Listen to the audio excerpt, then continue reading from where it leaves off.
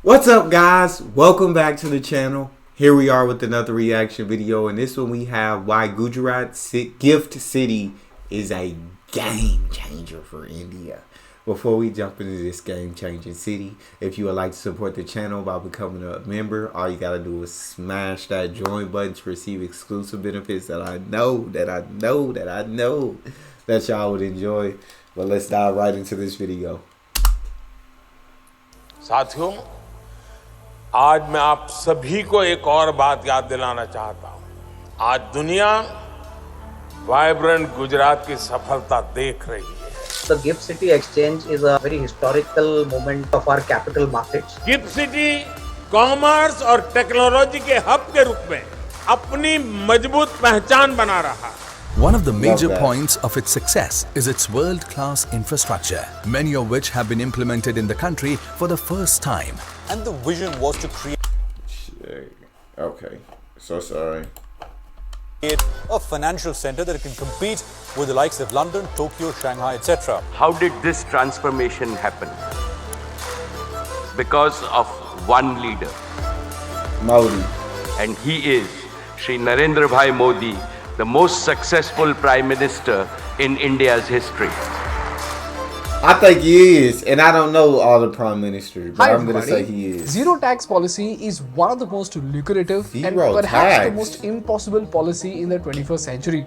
And while countries sounds like like it. UAE and Qatar have used their oil money to nullify their taxes, in India, zero taxes is something that nobody could ever imagine. But you know what, guys? In 2008, while the entire world was witnessing a financial crisis, Modi ji, as the Chief Minister of Gujarat, was laying the foundation for a financial hub in India which would have zero taxes for 10 freaking years. Gift city में भारत के भविष्य का vision जुड़ा है। भारत के स्वर्णिम अतीत के सपने भी जुड़े हैं। Ease of doing business through single window approvals. Gift City today is recognized by the Global Financial Centers Index and has placed Gift City as very progressive and with full of potential. Sounds crazy, isn't it? Well, as it turns out, after 15 long years, that dream is finally coming to reality. And as it turns out, India is building an extraordinary city in the state of Gujarat that might go on to compete with legendary places like Dubai and Singapore. And this city is what they are calling the Gujarat International Financial Tech City, or That's going to be so legit amazing. He said zero tax for 10 consecutive years. No tax. None. Zip. Zilch. Zero. That sounds like a dream. No, if I could pay no taxes. Oh my God. I'd be living in La La Land. Be living in paradise. Alright, talk to me. Gift City. Now, even though I have a lot of disagreements with the Modi government, every time I read about Gujarat, I am just fascinated by the visionary governance of Gujarat. The gateway of modern India's growth, Gujarat. Gujarat, in the last 2 decades, has accelerated its overall economic development. This state is one of the most progressive states in the country. It's the fastest growing. It has a government that works. So the question is, what exactly is the Gujarat International Financial Tech City? That's a good question. How is the Gujarat government building the next Dubai and Singapore right at the heart of Gujarat? How will it help India become more powerful at the global stage? And most importantly, what are the challenges of failure that Gujarat government has to overcome to succeed in this legendary project? That is a great question, and I can't wait to hear the answers. Chalo, let's get started from the basics and try to understand what exactly puts India way behind in business as compared to foreign countries. Firstly, if you look at the average corporate tax in India, it stands at 25.17%, whereas Dubai stands at 0%, Malaysia stands at 3%, and Singapore stands at 17%. This is the reason why startups often engage in something called startup flipping. And here's how it works out to benefit the startups but eventually harms our Indian economy. So let's understand this using a story. In this scenario, ThinkSchool India makes 200 crores in revenue and 100 crores in profits. Now, if I were to pay taxes as per the Indian tax system, we would pay 25.17 crores in taxes. This is a lot of money, right? That is a ton so to of avoid money. this, here's Yes. how we would find a workaround. Let's consider scenario B. In this scenario, we would form a holding company called Think Singapore and re-register Think School India as a subsidiary of Think Singapore. Secondly, we would transfer our software patents to Think Singapore. So Think Singapore now will own all of our software, and because Think Singapore owns the software, Think School India will now pay royalties to the holding company for using its software. So let's say the royalty for 2023 is 90 crores. So out of the 100 crore profit that we make, we would pay 90 crores to Think Singapore in royalties. So now our profit has effectively reduced from 100 crores to 100 minus 90 crores to just 10 crore rupees. And on this 10 crore profit, we would pay 25.17% tax, which is just 2.51 crores. Dang, that's how you got to do it right there. I feel like, yes, as a business, 25% taxes is just, it's too big. It's too much. 25% is a freaking ton of money that you're giving up. And so, yes, to pay the royalties to the parent company, to where you only have to pay 25% on 10 crores versus 100, that's a big difference. That's money that you're willing to part with. But I can understand how that would be hurting India's economy, because they're not getting that money going back into the economy. But, I mean, it's like people got to survive. People got to live. Like, giving up 25% of your revenue is just too big. It's just too much. And so if you can find a way to give up 25% of only 10% of your revenue, then you're going to do that. And at the same time, since Think Singapore had made a profit of 90 crores by charging us royalties, we would pay a 17% tax on it in Singapore. So our tax in Singapore would be 15.3 crore rupees. Now, if you compare the taxes in scenario A and scenario B, you will see that in scenario A, we had to pay 25.17 crores in taxes, whereas in scenario B, we just had to pay 2.51 crores plus 15.3 crores, which is 17.81 crores in taxes. That's a big difference. So even with just 100 crores in profits, we could save 7.36 crores in taxes. Now you can imagine how much money is flowing out of India when companies make 1 and 2 lakh crores in profits. This is also the reason why VCs often want to fund companies which could get re-registered in the US, UK or Singapore. So in short, our Indian startups either lose funding or they'll have to re-register themselves in other countries, because of which our tax money is going outside. This is the startup flipping problem in India. Secondly, when it comes to legal and IP matters, places like Delaware and the US have become startup magnets. Why? Because their legal processes are super fast and the result comes out within weeks. For example, it takes about 4 to 6 years in India to settle a case, but in Delaware, it just takes 3 months to 18 months max. That's so a if huge a billion dollar difference. company sues another $1 billion company for $100 million for a software IP, in India, by the time the case is resolved, the software itself might have gone outdated. So with each passing month of delay in IP resolution, it is hundreds of millions of dollars wasted for startups and giant tech companies. This is again the reason why they do not register themselves in India and we lose out on taxes. But when it comes to India, what we have is the NCLT, High Courts and Supreme Court. And here's where the corporate cases are also filed along with thousands of other cases. And you already know how overloaded our judicial system is, right? More than 40 million cases are pending in India. 40 million. God pending. dang! More than 70,000 cases are pending in the Supreme Court alone. Well, between 2010 and 20, pendency across all courts grew by 2.8% annually. It says the average case in the Supreme Court can take 13 and a half years to make it all the way through. Proceedings in the top. The average case, 13 and a half years is crazy. 13 and a half years for a case to go through the system is absolutely mind-blowing to me. I can't understand. Court can account for about a third of that time. It's a crisis of the institutional processes and procedures of the court. This is the reason why it takes years to process an IP case, and companies again prefer to be registered outside of Indian jurisdiction. So again, we lose out on tax money. And lastly, India also has an overseas banking problem. For example, let's say there is a popular fast food chain in India called Venkat's Idli Company. They make amazing idlis and dosas and have shops all over India. Now, if they want to open up a store in New York, for this big move, Venkat's Idli company needs money in dollars and not rupees. But when they ask American banks for a loan, the banks say no. Why? Because the banks don't know anything about Venkat's Idli company. And even though the documents can be checked, the trust is low because it has been operating in a different country. This is a very common reason amongst Indian companies trying to grow their business in other countries. So to solve this problem, Indian banking ledgers like HDFC found a way to help them. So what HDFC did is, they opened their own branches in the US and converted their rupees into dollars. This way, they could give loans to Indian companies in dollars in America. So this looks like the perfect solution, right? Well, not really, because there are three problems with it.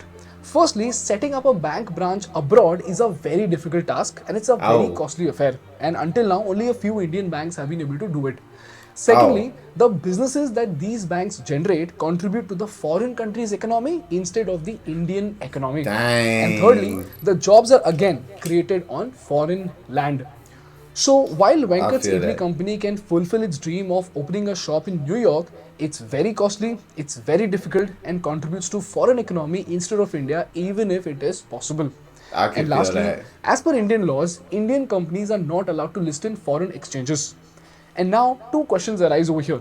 Firstly, so the more that he's talking about the tax policy, the more that he's talking about government pendency, all these pending cases and everything, how long it takes for this paperwork to go through.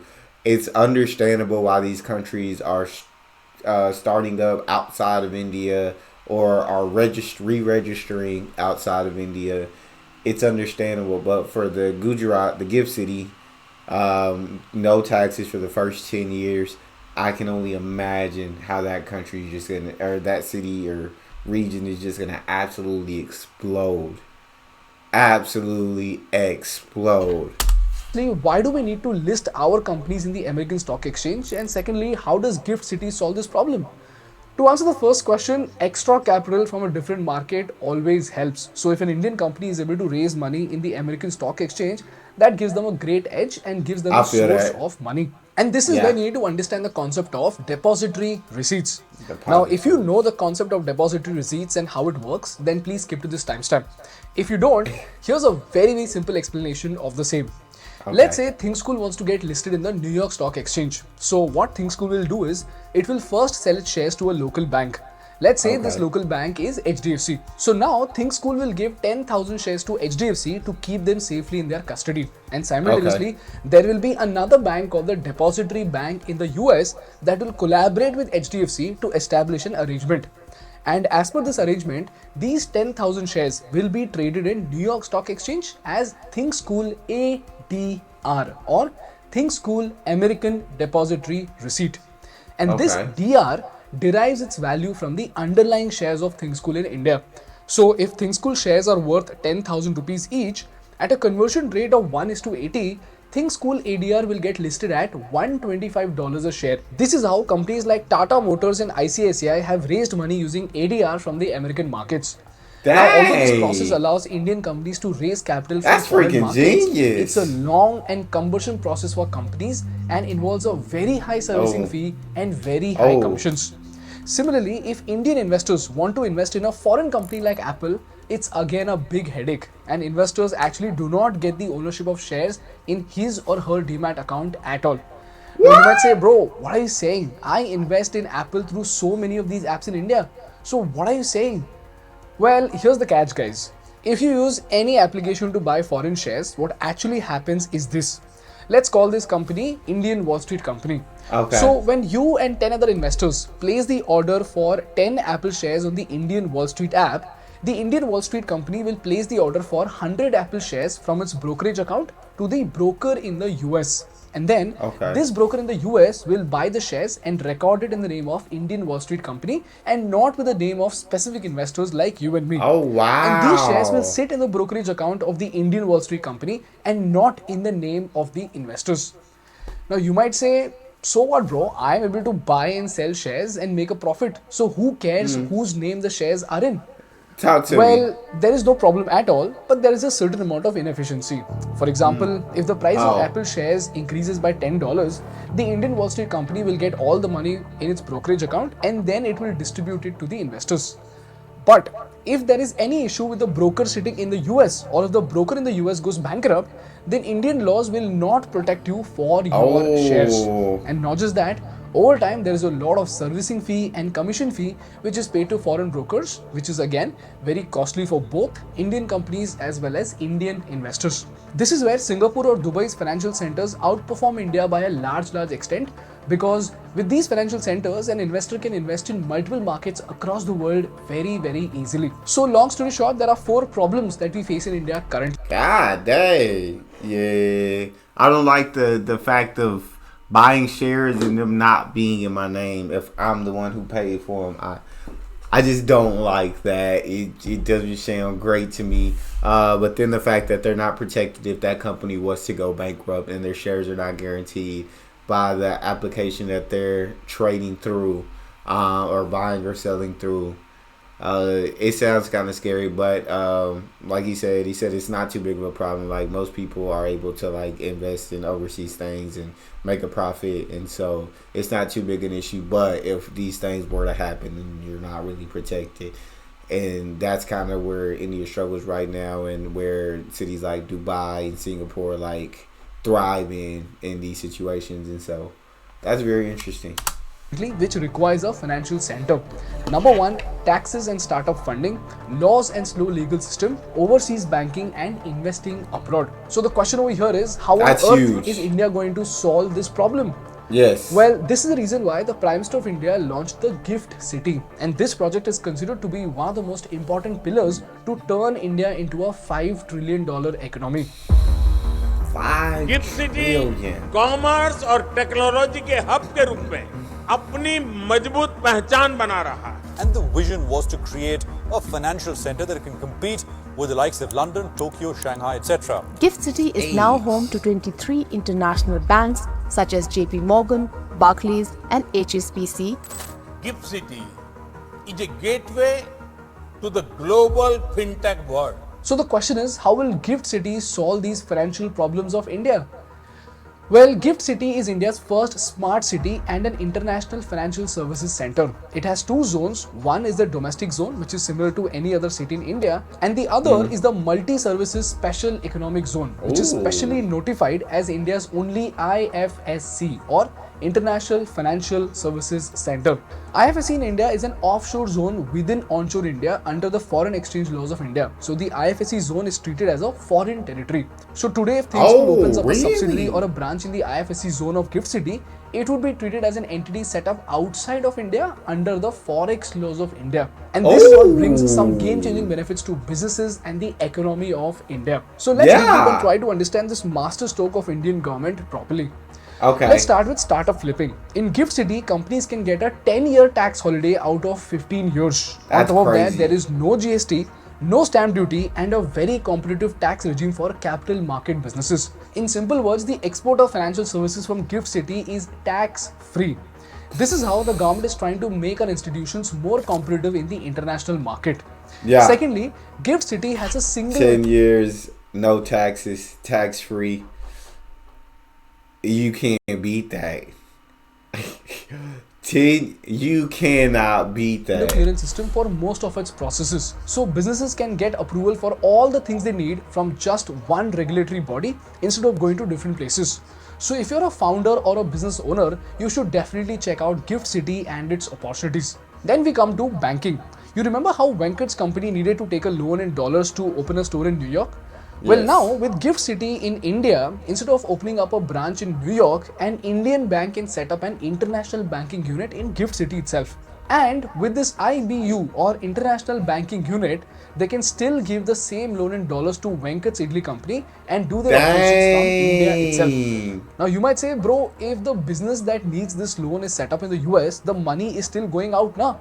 Then what's the point of having this in the Gift City? Well, you are right. The loan amount is definitely going out of the country, but it has 3 benefits. Firstly, the loan approval, administration and documentation are managed from GIFT City itself. So the transaction fees and revenue is generated in India itself. Secondly, having an international banking unit makes it super easy for Indian banks to engage in international financial transactions without having to bear the high cost of setting up branches in foreign land. And most importantly, because these international banking units are in India itself, it becomes very easy for an Indian business to expand in foreign land because now they can get loan in dollars very easily. Dang. Cherry on the cake, because the branch is now based out of India, it will also pay taxes here and contribute to the Indian economy. So jobs, ease of business and revenue benefits stays in India only for Indian business specifically. If this is very clear to you, let's come to the banking. India about to shift everything on its head. I can just see the potential for Gift City. I can see the future for Gift City is looking bright. It's looking beautiful. It's looking, and I think there's going to be so much businesses formed here. So much coming out of Gift City. Gift City, this financial tech hub, whatever you want to call it, is that the title's right. It is an absolute game changer. Keeping businesses in India and helping India's economy continue to progress at such a rapid pace. It has its own international exchange. So now, Indian investors can trade the shares of foreign companies in the US and foreign investors can trade in Indian companies' share in the same exchange in the Gift City. Now you might ask, how was it possible and what exactly did India change? Well, as it turns out, we changed nothing much. It's just that instead of the Dias trading in the New York Stock Exchange, they will now be traded in the Gift Exchange. So Indian investors who want to invest in Apple stock will buy shares through the broker sitting in the Gift City and not in New York. So now, if something goes wrong, investors can rely on gift regulations instead of a foreign country's regulation. And the best part is, to make this offer even more lucrative, the funds or portfolio managers who set up their account in Gift City can claim a tax deduction for 100% of their income earned for 10 That's crazy. years. That's This beautiful. is how the Gift City is laying the foundation to That's revolutionize beautiful. overseas banking in India. And lastly, when it comes to legal and IP protection, Gift City has collaborated with Singapore International Arbitration Center, or SIAC. And using their support, the dispute resolution could be done very quickly, and experts from diverse fields from across the globe have come together to resolve the disputes faster. And this fast dispute resolution will help them attract more firms to set up offices in Gift City. So this is how we are trying to compete with Delaware in terms of the speed of dispute resolution. This is how Gift City is solving for 4 critical problems in the Indian economy, which are taxes and startup funding, laws and slow legal system, overseas banking and investing. And this provides 3 magical superpowers for Indian businesses that they have never had. Firstly, it will incentivize Indian companies to be registered in India, because of which all the tax money eventually will stay in India. Secondly, if Indian companies want to expand abroad, the infrastructure and facilities at Gift City will make it very easy for them to secure financial support so that they can expand abroad without any hassle. And lastly, if Indian companies can easily get listed abroad and if they can raise money from American and European markets, that is going to give them extraordinary access to capital. As a result, it's going to be amazing for our economy. And if you look, Gift City is Narendra Modi.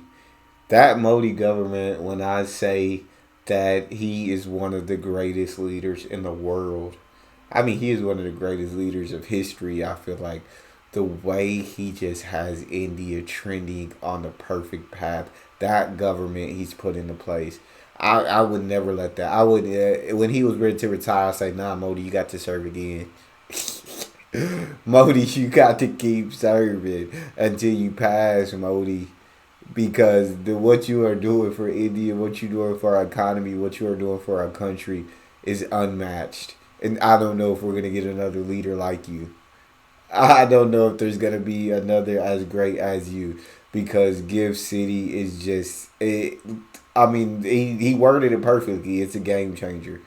It's one of the most incredible things for India. For all these benefits it's going to give to so many different companies, to so many different people. Oh my God, they're endless. They are endless. Sheesh.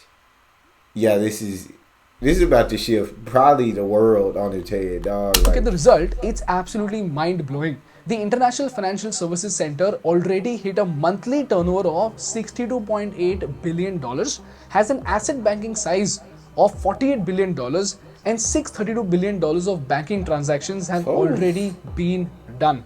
So now the question is, in 2023, are we ready to compete with Dubai and Singapore already? Well, as of now, there are three major challenges that the GIFT City needs to tackle. The first challenge would be talent pool.